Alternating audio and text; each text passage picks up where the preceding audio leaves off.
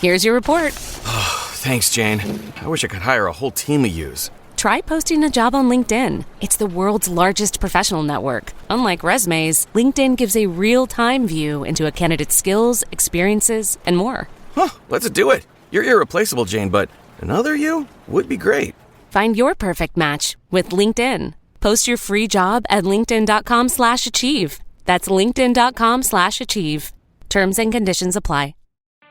Bored with your boring cardio? Stop pedaling that snooze cycle to Nowheresville and try some cardio that's actually fun. Supernatural Fitness, available on MetaQuest. Isn't that right, Jane Fonda? Cardio will never be boring again. Sweat to the beat of thousands of chart-topping songs inside stunning virtual landscapes. Bet your stationary bike can't do that. Visit GetSupernatural.com and join the next fitness revolution. Supernatural VR Fitness, only on MetaQuest. Rated Teen for Teen. El libro de los mártires. Capítulo 14. Historia de las persecuciones en Gran Bretaña e Irlanda antes del reinado de la reina María I. Gildas, el más antiguo escritor británico conocido, que vivió alrededor del tiempo en que los sajones llegaron a la isla de Gran Bretaña, ha dejado una narración terrible de la barbaridad de aquellas gentes. Los sajones. Al llegar, siendo paganos como los escoceses y los pictos, destruyeron las iglesias, asesinando al clero allá donde llegaban. Pero no pudieron destruir el cristianismo, porque los que no quisieron someterse al yugo sajón huyeron y se establecieron más allá del Severn. Los nombres de los cristianos que padecieron en aquellos tiempos, especialmente los del clero, no nos han sido transmitidos. El ejemplo más terrible de barbarie bajo el gobierno sajón fue la matanza de los monjes de Bangor el 586 después de Cristo. Estos monjes eran en todos los respectos distintos de los que llevan este mismo nombre en nuestros días. En el siglo VIII, los daneses, que eran unas bandas errantes de piratas y bárbaros, arribaron a diversas partes de Gran Bretaña, tanto de Inglaterra como de Escocia. Al principio fueron rechazados, pero en el 857 después de Cristo, un grupo de ellos arribaron a algún lugar cerca de Southampton y no solo saquearon al pueblo, sino que quemaron las iglesias y asesinaron al clero. El 868 después de Cristo. Estos bárbaros penetraron al centro de Inglaterra y se asentaron en Nottingham, pero los ingleses, bajo su rey Ethelred, los expulsaron de sus posiciones y los obligaron a retirarse a Northumberland. El 870 otro grupo de estos bárbaros desembarcó en Norfolk y libró batalla contra los ingleses en Hereford. La victoria fue de los paganos, que tomaron prisionero a Edmundo, rey de los ingleses orientales, y después de haberle infligido 1000 indignidades, traspasaron su cuerpo con flechas y luego lo decapitaron. En Fifesire, Escocia, quemaron muchas de las iglesias, entre estas la perteneciente a los culdeos, en St. Andrews. La piedad de estos hombres los hacía objeto del aborrecimiento de los daneses, que allí donde iban señalaban a los sacerdotes cristianos para la destrucción, y no menos de 200 fueron muertos en Escocia. Sucedió algo muy semejante en la zona de Irlanda llamada Leinster, donde los daneses asesinaron y quemaron vivos a sacerdotes en sus propias iglesias, llevaban la destrucción a donde iban, sin perdonar edad ni sexo, pero el clero era para ellos lo más odioso, porque ridiculizaban sus idolatrías, persuadiendo a su pueblo a que no tuvieran nada que ver con ellos. En el reinado de Eduardo III, la Iglesia de Inglaterra estaba sumamente corrompida con errores y superstición, y la luz del Evangelio de Cristo había quedado muy eclipsada y entenebrecida por los inventos humanos, ceremonias recargadas y una burda idolatría. Los seguidores de Wycliffe, entonces llamados Lollardos, se habían hecho muy numerosos, y el clero estaba muy agraviado ante su crecimiento. Pero fuera cual fuera el poder que tuvieran para molestarlos y hostigarlos, no tenían autoridad legal para darles muerte. Sin embargo, el clero aprovechó una oportunidad favorable y prevalecieron sobre el rey para introducir una ley ante el parlamento por la que todos los lollardos que permanecieran obstinados pudieran ser entregados al brazo secular y quemados como herejes. Esta ley fue la primera introducida en Gran Bretaña para quemar personas por sus creencias religiosas, fue introducida en el año 1401, y poco después se hicieron sentir sus efectos. La primera persona en sufrir la consecuencia de esta cruel ley fue William Santry, o Saptre, un sacerdote, que fue quemado vivo en Smithfield. Poco después de esto, Sir John Oldcastle, Lord Cobham, fue acusado de herejía por su adhesión a las doctrinas de Wycliffe y fue condenado a ser colgado y quemado, lo que fue ejecutado en Lincoln's Fields, en 1419 después de Cristo. En su defensa escrita, Lord Cobham dijo, en cuanto a las imágenes: entiendo yo que no son objeto de fe, sino que fueron ordenadas desde que la fe de Cristo fue dada, por permisión de la Iglesia, para representar y traer a la mente la pasión de nuestro Señor Jesucristo, y el martirio y la vida piadosa de otros santos, y que todo aquel que dé culto a las imágenes muertas, culto que se debe a Dios, o que ponga su esperanza o confíe en su ayuda como debiera hacerlo en Dios, o que tenga afecto a unas más que a otras, en esto comete el gran pecado del culto idolátrico.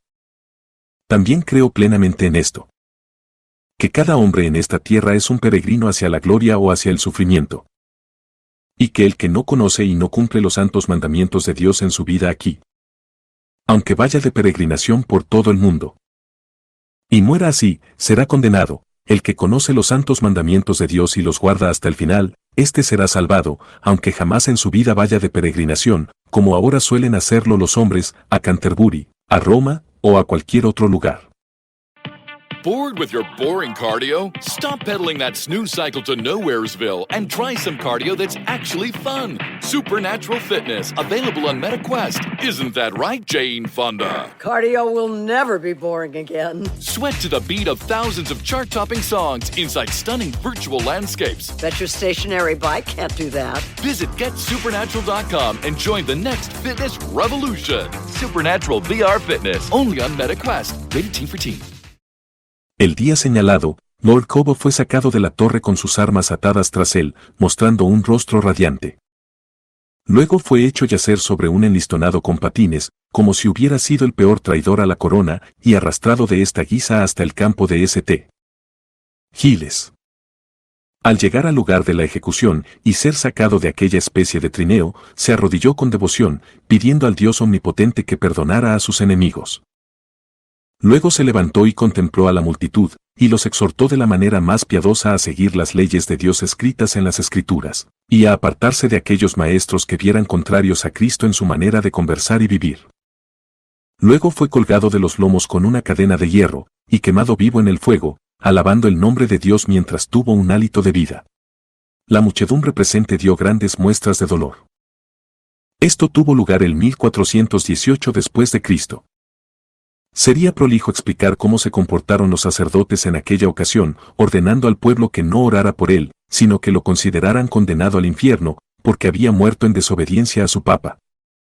Así reposa este valiente caballero cristiano Sir John Oldcastle, bajo el altar de Dios, que es Jesucristo, entre aquella piadosa compañía que en el reino de la paciencia sufrieron gran tribulación con la muerte de sus cuerpos, por su fiel palabra y testimonio. En agosto de 1473 fue prendido uno llamado Thomas Grantaire en la ciudad de Londres. Le acusaron de profesar las doctrinas de Wycliffe, por las que fue condenado como hereje obstinado. Este piadoso hombre, llevado a la casa del sheriff por la mañana del día designado para su ejecución, pidió algo que comer, y habiendo comido un poco, les dijo a la gente presente, como ahora bien, porque tengo que librar una extraña batalla antes de ir a cenar. Habiendo terminado la comida, dio gracias a Dios por la abundancia de su providencia llena de gracia, pidiendo que lo llevaran ya al lugar de la ejecución, para poder dar testimonio de la verdad de aquellos principios que había profesado. Por ello, fue encadenado a una estaca en Tower Hill, donde fue quemado vivo, profesando la verdad con su último aliento. En el año 1499, uno llamado Badram, hombre piadoso, fue traído ante el obispo de Norwich, acusado por algunos de los sacerdotes de sostener las doctrinas de Wycliffe. Confesó entonces que creía todas aquellas cosas de que se le acusaba. Por esto fue condenado como hereje obstinado, y se libró una orden para su ejecución. Fue conducido luego a la estaca en Norwich, donde sufrió con gran constancia. En 1506 fue quemado vivo un hombre piadoso llamado William Telfra. En Amersham, en un lugar llamado Stoney Pratt, y su hija, John Clark, mujer casada, fue obligada a encender la leña con la que se iba a quemar a su padre. Este año también un sacerdote, el padre Roberts, fue declarado convicto delante del obispo de Lincoln de ser un olardo, y fue quemado vivo en Buckingham. En 1507, un hombre llamado Thomas Norris fue quemado vivo por el testimonio de la verdad del Evangelio, en Norwich. Este era un pobre hombre, inofensivo y pacífico, pero su párroco, hablando con él un día, conjeturó que era un nolardo. Como consecuencia de esta suposición lo denunció al obispo, y Norris fue prendido. En 1508, Lawrence Well, que había estado encarcelado durante 2 años, fue quemado vivo en Salisbury, por negar la presencia real en el sacramento. Parece que este hombre tenía tienda abierta en Salisbury, y dio hospitalidad en su casa a algunos lollardos, por lo que fue denunciado ante el obispo, pero él se mantuvo firme, y fue condenado a sufrir como hereje. Una piadosa mujer fue quemada en Shepton-Sudburn por orden del canciller Dr. Bittenham. Después de haber sido consumida en las llamas y la gente volvía a sus casas, un toro escapó de una carnicería y dirigiéndose de manera particular contra el canciller de entre el resto de la multitud, lo traspasó con sus astas y le arrancó con ellas las entrañas, llevándolas luego en sus cuernos. Esto lo vieron todos los asistentes, y se debe destacar que la bestia no hizo amagos contra nadie más en absoluto. El 18 de octubre de 1511, William Suckling y John Bannister, que se habían retractado, habiendo vuelto a la profesión de la fe, fueron quemados vivos en Smithfield. En el año 1517, un hombre llamado John Brown, que se había retractado antes en el reinado de Enrique VII y llevado un tronco de leña alrededor de la iglesia de San Pablo, fue condenado por el Dr. Wonaman, arzobispo de Canterbury, y fue quemado vivo en Ashford. Antes de ser encadenado a la estaca, el arzobispo Wonaman y Chester, arzobispo de Rochester, hicieron quemar sus pies en el fuego hasta que se desprendió toda la carne hasta los huesos. Esto lo hicieron para forzarlo a retractarse, pero él persistió en su adhesión a la verdad hasta el fin. Por este tiempo fue prendido Richard Hunn, un sastre de la ciudad de Londres, por rehusar pagar al sacerdote sus honorarios por el funeral de un niño. Fue llevado entonces a la Torre de los Lollardos, en el Palacio de Lambeth, donde fue asesinado en privado por algunos de los criados del arzobispo. El 24 de septiembre de 1518, John Stallinson, que antes se había retractado, fue prendido, hecho comparecer ante Richard Fitzjames, obispo de Londres, y condenado el 25 de octubre como hereje. Fue encadenado a la estaca en Smithfield entre una inmensa muchedumbre de espectadores, y selló con su sangre su testimonio de la verdad. Declaró que era un lollardo, y que siempre había creído las doctrinas de Wycliffe, y que aunque había sido tan débil como para retractarse de sus creencias, que ahora estaba dispuesto a convencer al mundo de que estaba listo para morir por la verdad. En el año 1519, Thomas Mann fue quemado en Londres, como también lo fue Robert Celan, un hombre llano y honesto, por haber hablado contra el culto a las imágenes y contra las peregrinaciones. Alrededor de este tiempo James Brewster, de Colchester, fue ejecutado en Smithfield, Londres. Sus creencias eran las mismas que las del resto de los lollardos, o aquellos que seguían las doctrinas de Wycliffe, pero a pesar de la inocencia de su vida y de su buena reputación, se vio obligado a soportar la ira papal. Durante este año, un zapatero llamado Christopher fue quemado vivo en Newbury, en Berkshire, por negar los artículos papistas que ya hemos mencionado. Este hombre poseía algunos libros en inglés que eran ya suficientes para hacerle odioso ante el clero romanista. Robert Silks, que había sido condenado ante el tribunal del obispo como hereje y que logró huir de la cárcel, fue apresado sin embargo 2 años más tarde y devuelto a Coventry, donde fue quemado vivo. Los alguaciles siempre confiscaban los bienes de los mártires para su propio beneficio, de manera que sus mujeres e hijos eran dejados morir de hambre.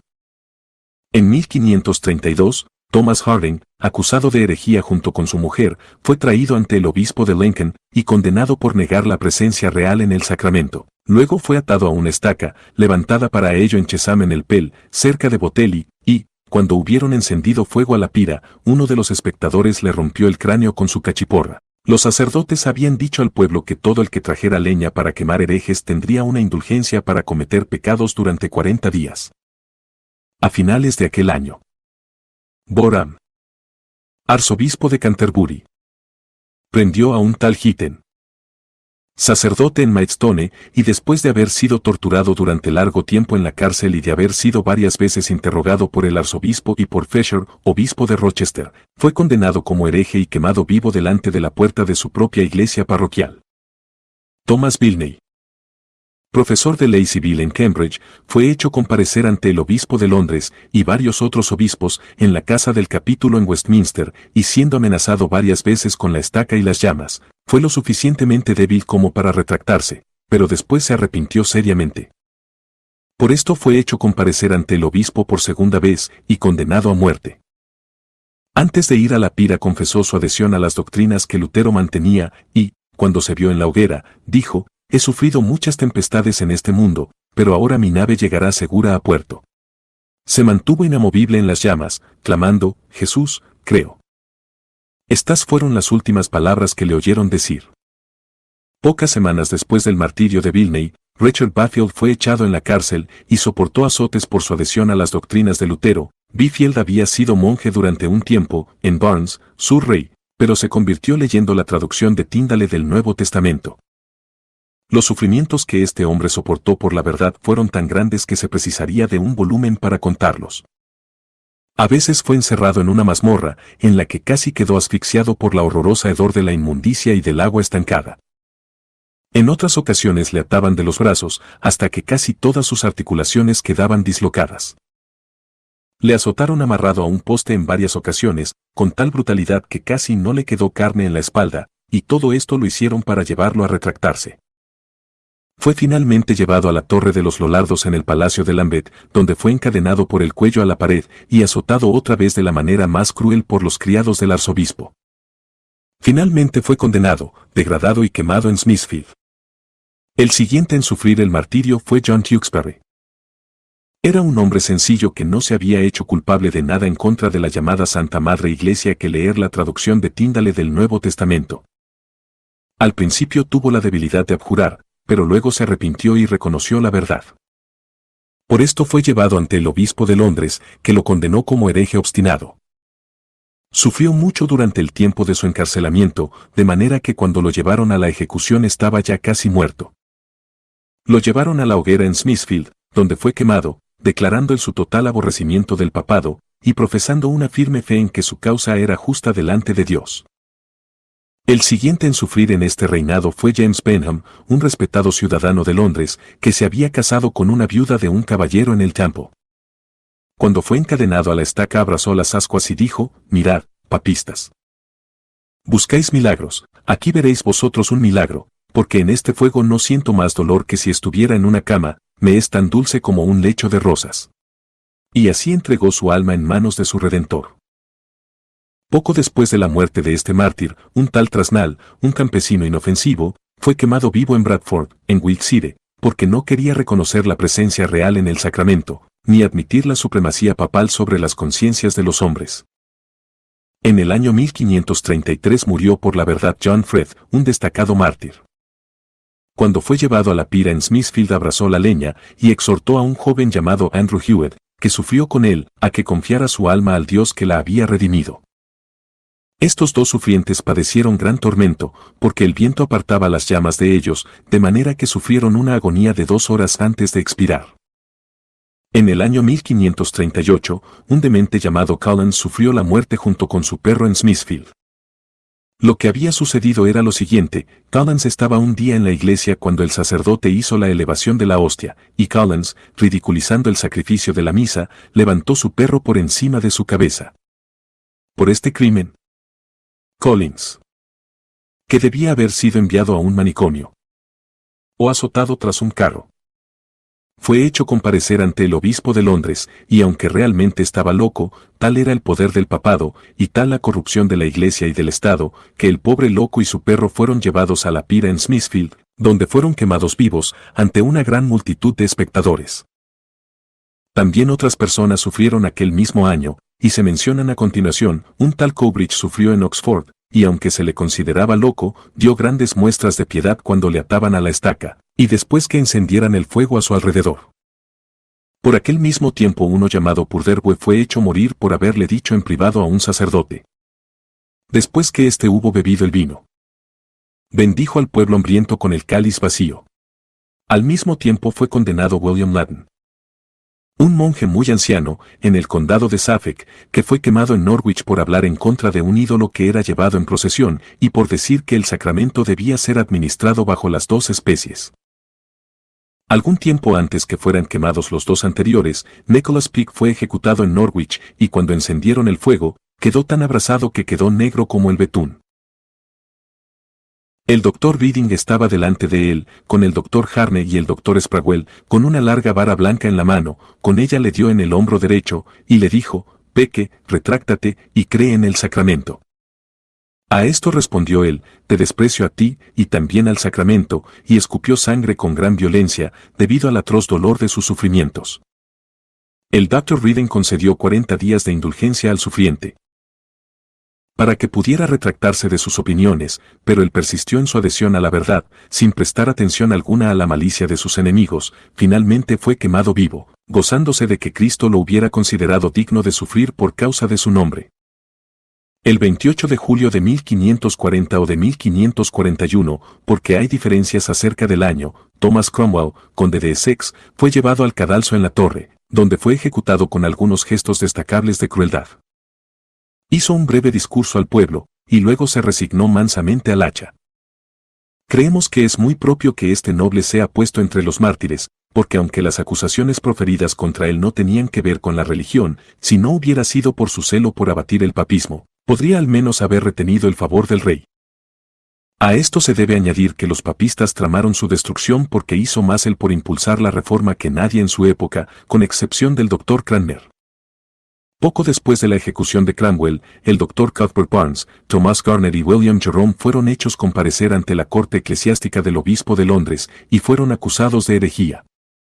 Presente ante el obispo de Londres, le preguntaron al doctor Barnes si los santos oraban por nosotros. A esto respondió que esto lo dejaba a Dios. Pero, añadió, yo oraré por vos. El 13 de julio de 1541 estos hombres fueron sacados de la torre y llevados a Smithfield, donde fueron encadenados a una estaca, y sufrieron allí con una constancia que nada sino una firme fe en Jesucristo podía inspirarles. Thomas Somers, un honrado mercader, fue echado en prisión, en compañía de otros 3, por leer algunos de los libros de Lutero, y fueron condenados a llevar aquellos libros a un fuego en Chapside. Allí debían echarlos en las llamas, pero Somers echó los suyos por encima, y por ello fue devuelto a la torre, y allí apedreado hasta morir. En este tiempo estaban llevándose a cabo unas terribles persecuciones en Lincoln, bajo el doctor Longland, obispo de aquella diócesis. En Buckingham, Thomas Bernard y James Moreton fueron condenados a ser quemados vivos, el primero por leer la oración del Señor en inglés, y el otro por leer la epístola de Santiago en inglés. El sacerdote Anthony Parsons fue enviado, y con él otros 2, a Windsor, para ser allí interrogado acerca de una acusación de herejía, y les dieron allí varios artículos para que los suscribieran, los cuales rehusaron. Luego su causa fue seguida por el obispo de Salisbury, que fue el más violento perseguidor en aquel tiempo, con la excepción de Bonner. Cuando fueron traídos a la estaca, Parsons pidió de beber, y al dársele, brindó a sus compañeros de martirio, diciendo, gozaos, hermanos, y levantad vuestra mirada a Dios, porque después de este duro desayuno espero la buena comida que vamos a tener en el reino de Cristo, nuestro Señor y Redentor. Después de estas palabras, Eastwood, uno de los sufrientes, levantó los ojos y las manos al cielo, pidiendo al Señor en lo alto que recibiera su espíritu. Parsons se acercó la paja más hacia él, y luego les dijo a los espectadores, esta es la armadura de Dios, y ahora soy un soldado cristiano listo para la batalla.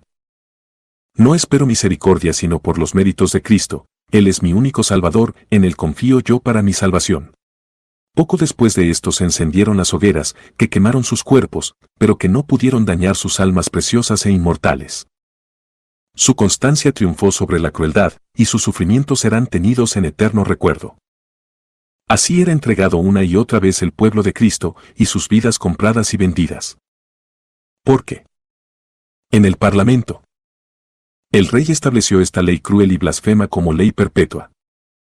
Que todo el que leyera las Escrituras en su lengua vernácula, lo que era entonces llamado la ciencia de Wycliffe, debía perder su tierra, sus ganados, su cuerpo, su vida y sus bienes, por sí y por sus herederos para siempre, y ser condenados como herejes contra Dios, enemigos de la corona y culpables de alta traición contra la tierra.